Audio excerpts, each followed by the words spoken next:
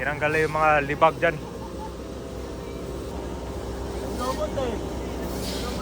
Expect ako sa engine. Ito, zoom ko na lang yan, no? Tara mo dito yung reclamation. Isa sa mga sikat na lugar dito sa Manila, ang Remedios. Ito po yung traffic circle in Malate. Nagsuserve as intersection dito sa Bocobo Street, Adriatico, and Remedios Street. Ito ay isang cemetery noong colonial times. So naging sikat itong Remedios sa tinatawag ng Manila's nightlife. Ngayon nagkaroon na ito ng rehabilitation. Yung mga sira dito ng mga daanan ng mga tao ay inaayos na. Nagkaroon na rin dito ng flashing. Alright, so magandang hapon. Nandito na tayo sa Remedios Circle.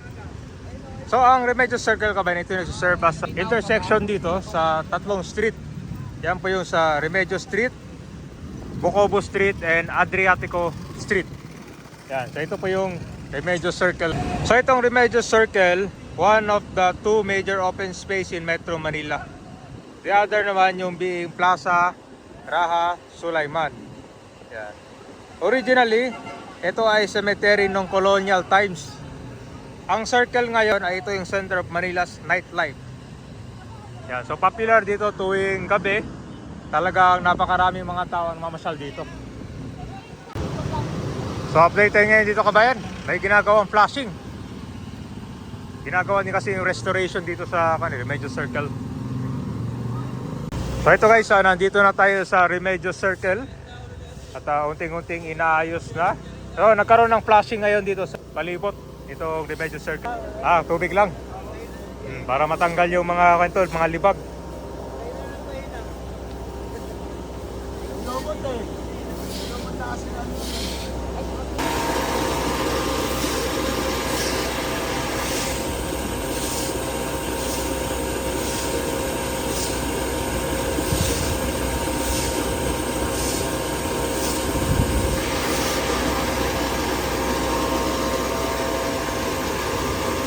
Oh, matagal lang hindi na-flashing to, sir, ha?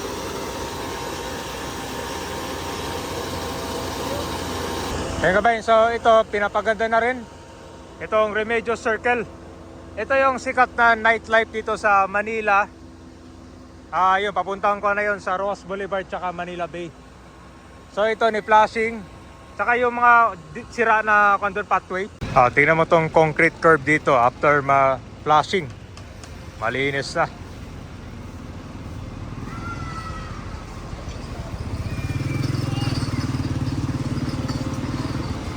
Ito yung Bilis Kilos. So dito sa napapalibutan itong Remedios Circle, ang dami tauran. Ito.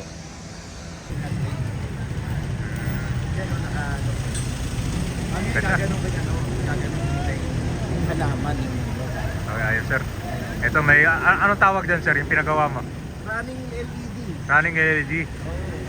Ito si sir, solid supporter ni Yorme. Gumapalang ka na. Papakita ko sa iyo yung pag inuusap sila. Tira mo mabuhay, Yorme.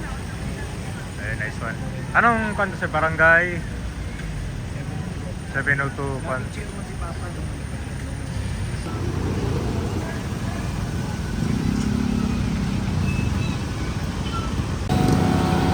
Yan. Yan gamit din ako kayo ng flashing.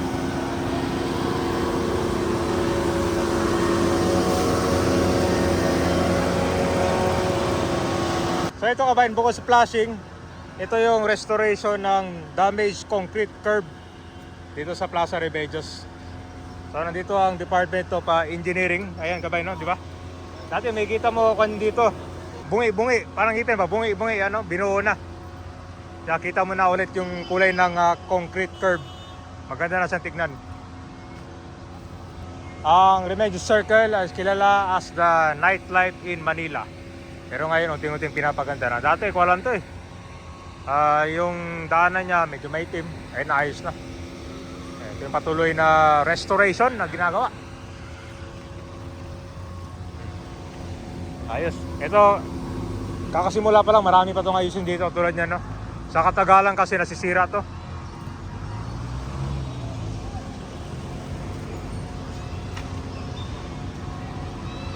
Ito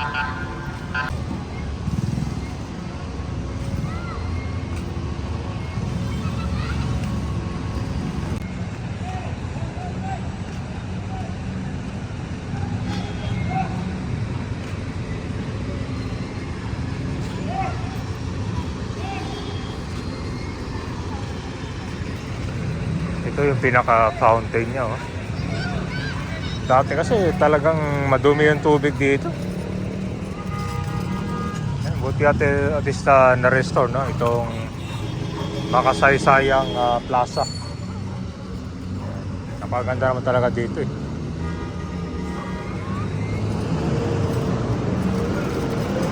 So nandito na tayo sa Raha Sulaiman.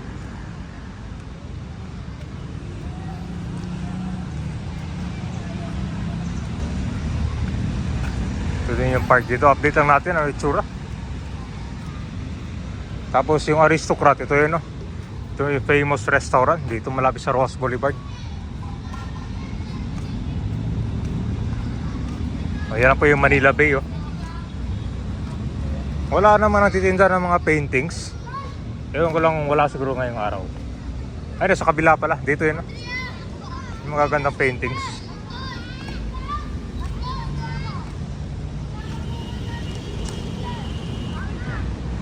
Grabe, pag nandito ka, tanong mo na yung reclamation project ng Manila Bay, oh. Hindi tatagal, lilitaw na yung mga gusali dyan.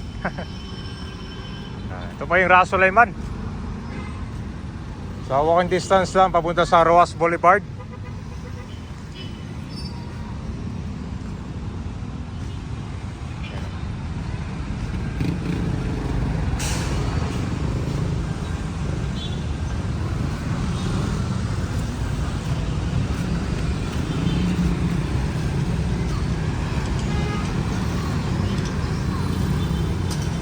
Ito, zoom ko na lang yan, no?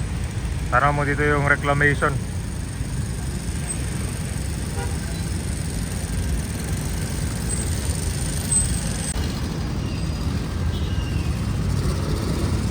So nagkaroon na pala ng renovation yung Aristocrat. Mas maganda na siyang tignan, no? Since 1936. Sa mga nakakain na dito, comment down below kayo. Ito na yung, no? So sa mga nakakain dati sa Aristocrat, ito na ngayon. Ang ganda, no? Modern look.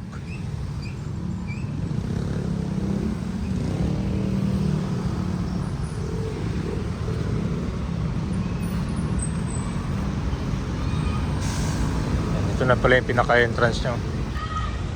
Legendary Restaurant.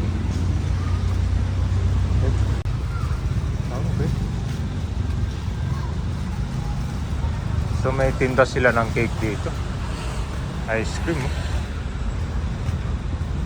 Ayun. Makita lang natin. Mahaba na pala. Dito rin pala yung pagbabago nitong may monumento. Nilagyan to ng mga pailaw. Pero matagal na panahon na yun, eh. Pero at least nandiyan pa rin siya. Nakasaysayang simbahan.